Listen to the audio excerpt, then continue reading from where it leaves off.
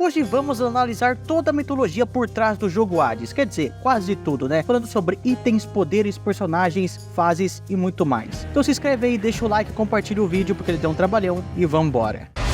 That was for last time.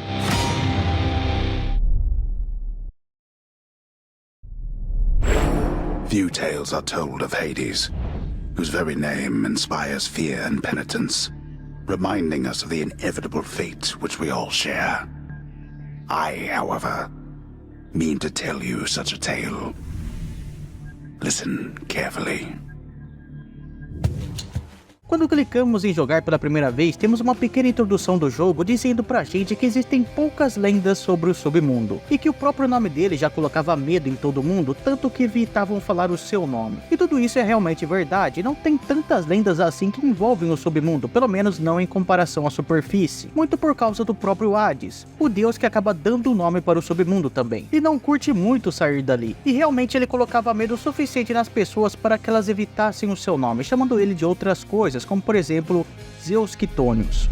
Depois disso iniciamos a primeira fuga com o Zagreu, tudo pelo Tártaro, que no mapa do jogo é a parte mais profunda do submundo. Mas como é a primeira tentativa e estamos meio fracos, né, não demora muito e acabamos morrendo, e com isso voltamos para a casa de Hades. E vamos para lá através do rio Styx, ou também chamado de Stygia, seja lá como você queira chamar. Ele é um rio que percorre todo o Tártaro e deságua exatamente na casa de Hades. Na mitologia, o Stygia, além de ser também um rio, é claro, também é uma ninfa filha de Oceano. E o rio Styx muitas vezes é o principal rio do submundo, sendo o rio onde o Caronte navega com as almas. Às vezes ele acaba perdendo esse cargo de rio principal para um chamado Aqueronte. A casa de Hades no jogo fica próxima ao Tártaro, mas na mitologia mesmo não se tem certeza de onde fica o tal palácio de Hades. Às vezes dizem que fica no Campos Elíseos, alguns que ficaria nas profundezas do oceano e outros que realmente que ficaria no Tártaro. Na casa de Hades temos uns personagens bem interessantes, como por exemplo o Hypnos, que vigia a entrada ali. Temos também a Nyx. Esses dois realmente moram no submundo. Na verdade, a mitologia diz que eles ficam no Erebus, mas esse na verdade seria um outro nome para o submundo também. Ali no escritório do Hades também fica o Cérbero, o que é um pouco curioso, né? Porque se for ver, era para ele estar na entrada do submundo. Mas de toda forma, sempre que é preciso, sempre que o Zagreu está quase saindo dali, o Cérbero aparece como um guardião. Temos também o Aquiles, que no caso deveria estar no Campos Elíseos, mas tem até uma explicação no jogo para ele estar aí. Temos a Dusa também e as Fúrias, que de vez em quando aparecem por ali. Na verdade, eu acho que só uma delas que aparece, que é a Meg. É claro que tem o Hades também, sempre com a sua papelada, mas estão faltando 3 figuras que ajudariam o Hades inclusive nessa tarefa, nessa papelada aí do submundo,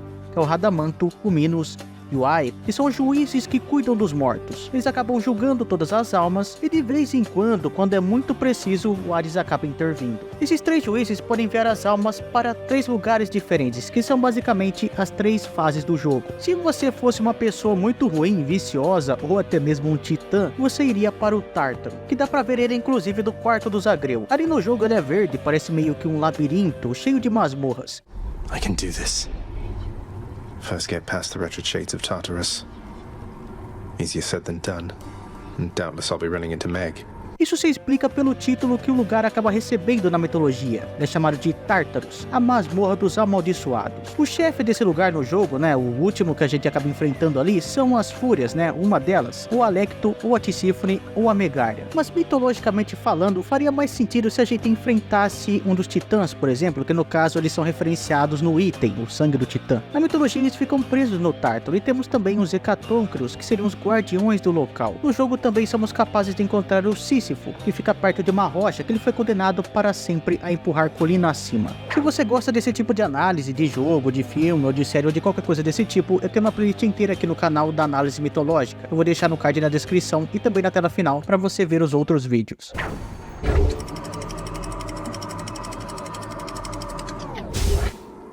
Caso você não fedesse nem cheirasse, ou seja, não fosse nem muito bom e nem muito ruim durante a vida, acabaria sendo enviado para o Campo de Asfódelo, que na mitologia é descrito como sendo um campo cinza onde as almas sempre estão vagando, mas no jogo é uma área banhada por um rio de lava, ou um rio de fogo, que é o chamado Flegetonte. Na mitologia esse rio seria do próprio Tártaro, mas no Hades, além de ter o rio de fogo ali, é onde também encontramos a Eurídice, que é a esposa do Orfeu, né, do músico que acabou morrendo por uma picada de cobra. No jogo ela tem essa forma aí meio meio que sendo uma fusão de mulher com árvore, porque na verdade ela seria uma ninfa das montanhas e da natureza. No campo de Asphodelo também temos a Hidra Esquelética, que é a chefona dali, e nada mais é do que os restos da Hidra de Lerna, que acabou sendo morta pelo Hércules.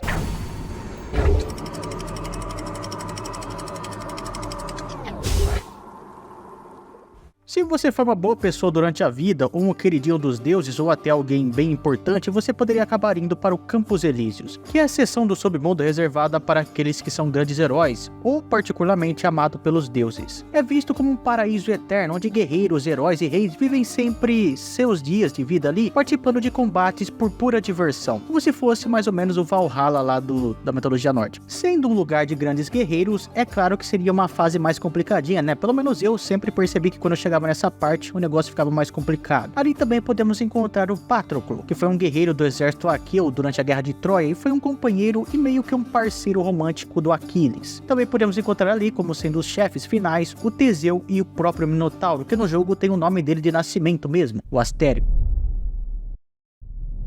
No jogo nós podemos escolher entre 6 armas diferentes para usar durante o gameplay. Na verdade, a gente começa com apenas uma e depois vai liberando o resto. Mas cada uma dessas armas tem uma historiazinha, só que apenas uma acaba tendo algum sentido mitológico. A primeira arma que temos é a espada chamada Stygius, que segundo o jogo foi usada por Poseidon durante a Guerra dos Titãs, mas isso nunca foi citado na mitologia. A segunda arma é o garfo ou a lança chamada Varata, que diz que também foi usada na Guerra dos Titãs, só que pelo Hades. E apesar do Hades ou Plutão aparecerem sempre segurando um garfo ou até um tridente em algumas representações, jamais foi citado eles usando isso na mitologia. A Aegis ou Égide é um escudo que foi usado pelos Zeus e pela Atena, tanto no jogo quanto na mitologia, sendo colocado na frente dele a cabeça da Medusa. Coronacte foi um arco usado por Hera no jogo, mas na mitologia jamais existiu. Exagrifo é uma arma que diz ter sido usada na Titanomaquia pela Hestia. Curiosamente, a Hestia na mitologia, Hestia é uma das poucas deusas que não tem interesse em se envolver em brigas ou em guerras, né? Então não tem muito sentido ela ter essa arma. Malfon, os punhos gêmeos, pertenceram a Deméter, mas também não existem na mitologia. O martelo de Dédalo não é bem uma arma, mas sim um upgrade que podemos usar nas armas. O Dédalo, no caso, na mitologia, foi um homem que acabou criando o labirinto do rei Minos para aprisionar o Minotauro, e também ele é o pai de Nícaro, e foi ele mesmo quem fez as asas para o seu filho, que mais tarde acabou voando perto do sol, e as suas asas acabaram derretendo, ele caiu e morreu. No jogo, pelo que eu vi, o próprio Dédalo foi quem acabou desenhando como seria a casa de Hades.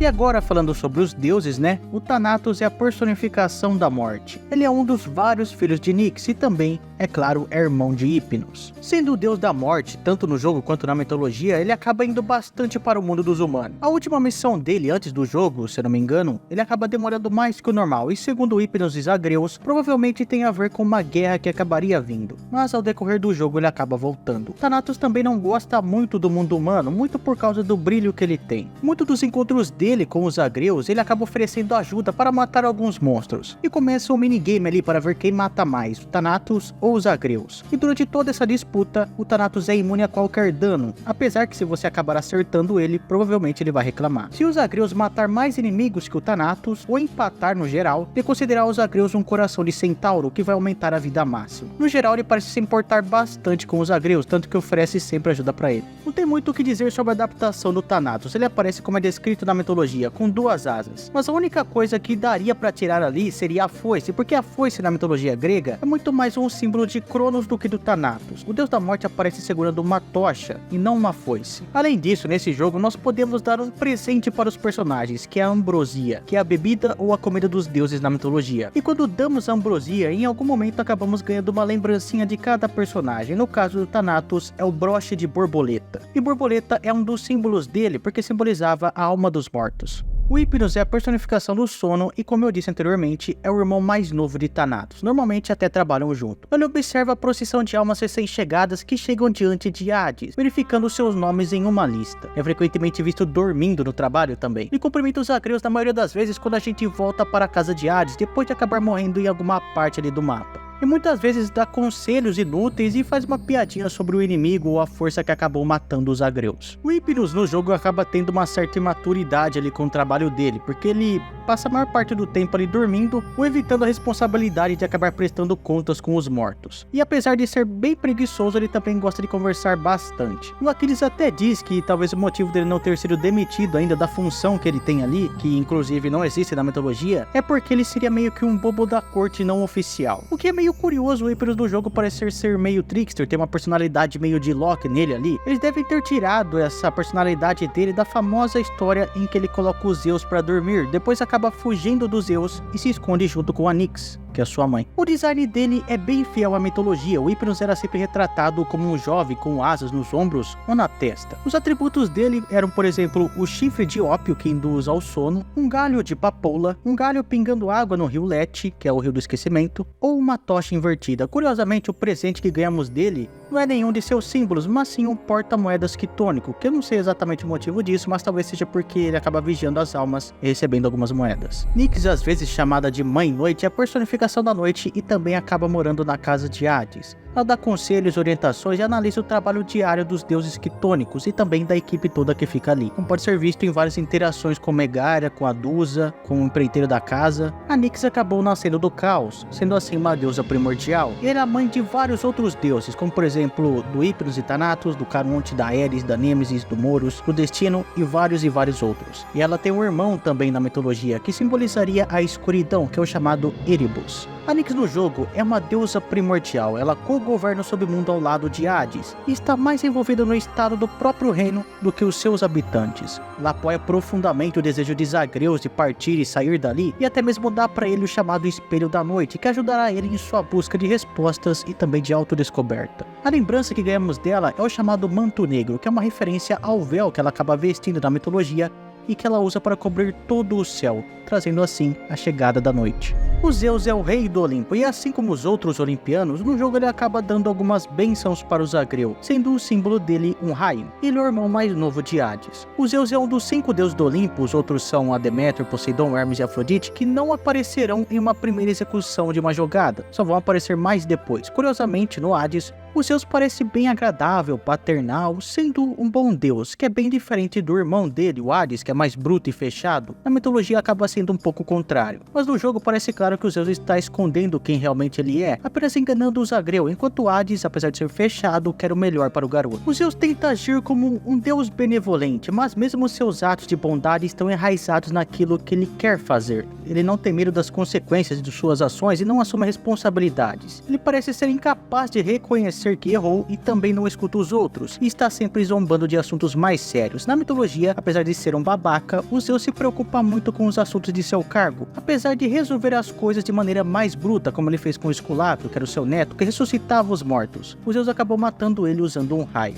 A lembrança que recebemos dele é um sinete do trovão. Poseidon, o outro dos 3 irmãos que governam o mundo, também ajuda o Zagreu com bênçãos que podem empurrar inimigos e criar fendas. O seu símbolo é o tridente. O Poseidon aparece como sendo aquele tio legal do Zagreu, pelo menos no primeiro momento. É um dos primeiros deuses a dar ajuda para ele quando fica sabendo da existência do Zagreu. Apesar de ter uma natureza aparentemente tranquila e descontraída, o Poseidon tem o poder de se encadear de tsunamis. O jeito dele, o jeito do Poseidon, acaba levando o Zagreu a desejar que seu pai fosse tão tranquilo quanto seu querido tio. Mas quando as coisas ficam extremamente sérias, Poseidon pode acabar pegando o pior lado tanto de Zeus quanto de Hades, o que bate exatamente com o que o Poseidon representa na mitologia. Ele, por ser um deus dos mares, é exatamente o que as águas podem ser, tranquilas, mas também agitadas, a ponto de virar barcos e matar navegantes. O presente que a gente acaba recebendo do Poseidon é a concha. O Hermes é o deus olímpico do comércio, da trapaça, das viagens e também é o mensageiro dos deuses. E assim como na mitologia, ele trabalha como Caronte, tanto que o Zagreu até diz em um momento ali que o Hermes é um dos poucos deuses do Olimpo que acaba interagindo com os deuses quitônicos, com os deuses do submundo. Ele faz isso para guiar as almas até o barco do Caronte, para que depois elas sejam transportadas para dentro do submundo através do rio Estige. Isso acaba dando ao Hermes o título de Psicopompo, que é alguém que guia as almas da vida para a morte. Os poderes, as bênçãos que o Hermes dá para o Zagreu, é claro que tem a ver com velocidade, ou velocidade de ataque, ou velocidade de movimento. O símbolo do Hermes é as asas, e o presente dele é a pluma cintilante. Afrodite é a deusa do amor e da beleza, ela é brincalhona, sedutora e bastante otimista. Como sendo uma deusa do amor, ela pode ser muito doce e muito acessível com os Zagreus e seus outros admiradores e flerta com eles abertamente. No entanto, não é uma boa ideia você ficar irritando ela ou insinuando segundas intenções, e pode ficar irritada com qualquer um que ameace aqueles que ela considera importantes. Apesar de ser uma deusa do amor, ela pode ser bastante venenosa, travessa e propensa a fazer uns comentários bem pesados. E a fala de outros deuses do Olimpo indicam que Afrodite talvez tenha alguns interesses bem superficiais. Ela pode ser bastante hipócrita e frequentemente entra em conflitos com outros olimpianos, especialmente Atena, já que ela e Afrodite são como água e vinho. Apesar disso, ela acredita muito no poder do amor e fará de tudo para que ele seja recebido da forma mais pura. A representação da Afrodite no jogo é muito boa. Ela parece seminua, ou melhor, completamente nua, só que com os cabelos cobrindo ela, assim como ela era representada nas artes. E ela realmente é assim na mitologia, ela pode ser tão carinhosa quanto cobra no mesmo nível. O símbolo dela no jogo é um espelho, seu presente é a rosa eterna. O Ares e a Atena estão juntos aqui porque no jogo, assim como na mitologia, eles dividem o mesmo domínio, que é a guerra, apesar de terem personalidades completamente diferentes. Atena é a deusa da justiça, da sabedoria e da estratégia. O seu símbolo era a coruja, que usaram tanto na lembrança que ela dá para o Atreus,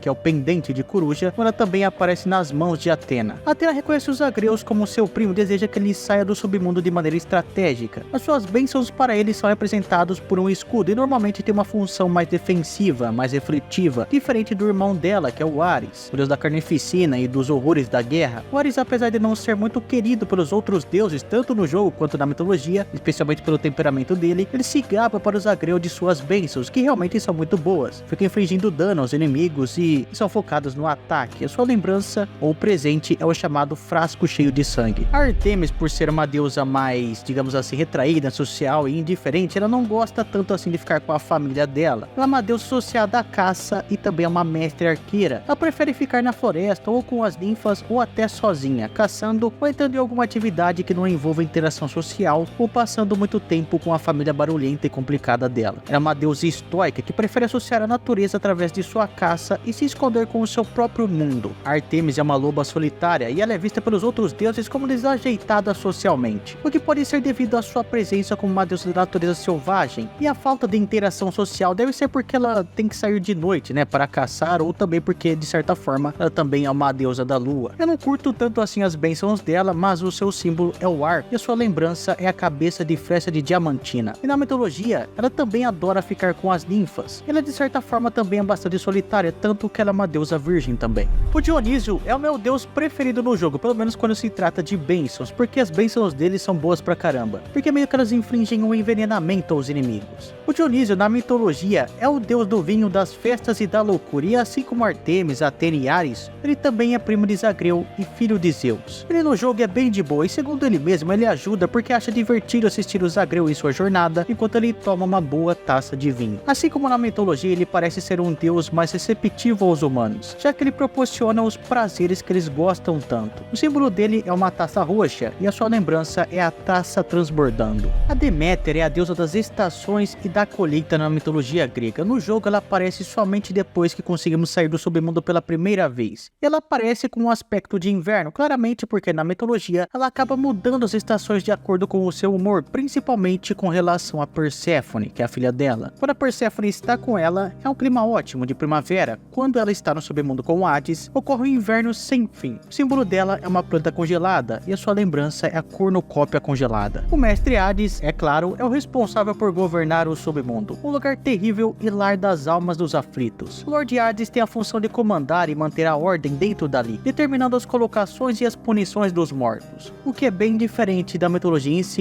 porque como eu disse, a função de julgar os mortos mesmo para onde eles vão é dos 3 juízes. De toda forma, ele ouve as petições das sombras que vêm diante dele. No jogo inteiro ele tenta de todas as formas evitar que o Zagreu saia do submundo. Ele envia diversas entidades, diversos desafios para ele no meio do caminho. O Hades é disciplinado, dominante e muito rígido com o seu trabalho. Ele coloca várias regras ali no seu domínio. O Zagreu sempre vê o seu pai como sendo o vilão da história, o vilão da sua vida, e sempre considerou ele um homem muito distante, impaciente e trabalhador, sem tempo para ele, menosprezando ele e agindo de forma muito dura, repreendendo, reprimindo e dando broncas nele constantemente. Ele sempre desejava mais atenção do seu pai, mas, é claro, nunca teve sucesso. Essa visão do Hades até que tem bastante embasamento, tá? Porque o Hades raramente saía ali do submundo, né? Tem poucas histórias que ele faz isso. Até porque governar um reino inteiro que cuida dos mortos não deve dar pouco trabalho, né? A lembrança que o Hades acaba dando aí quando recebe bastante ambrosia é a Runa dos Mortos. O Zagreu, o príncipe do submundo, é filho de Hades e Perséfone no jogo, mas ao que parece ele foi cuidado pela Nyx também. Tanto que no começo pensamos que a mãe dele é a Nyx mesmo. O Zagreu até existe na mitologia, mas ele é filho de Zeus e Perséfone, e na visão do Orfismo, que são os seguidores de Orfeu, inclusive tem até uma piadinha no jogo sobre isso. Mas no Orfismo, o Zagreu é a primeira encarnação de Dioniso, que acaba morrendo pelas mãos dos titãs.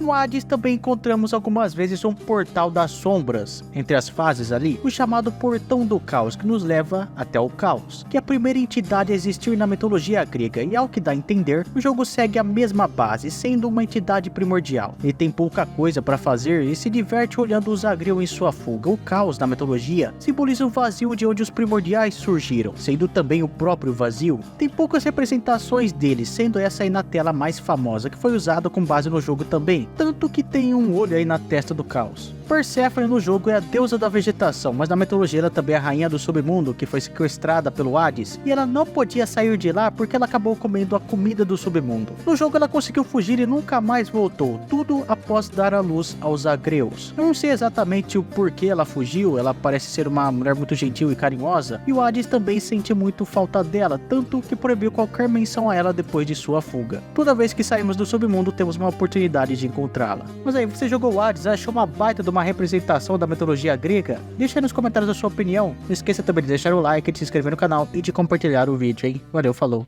tchau.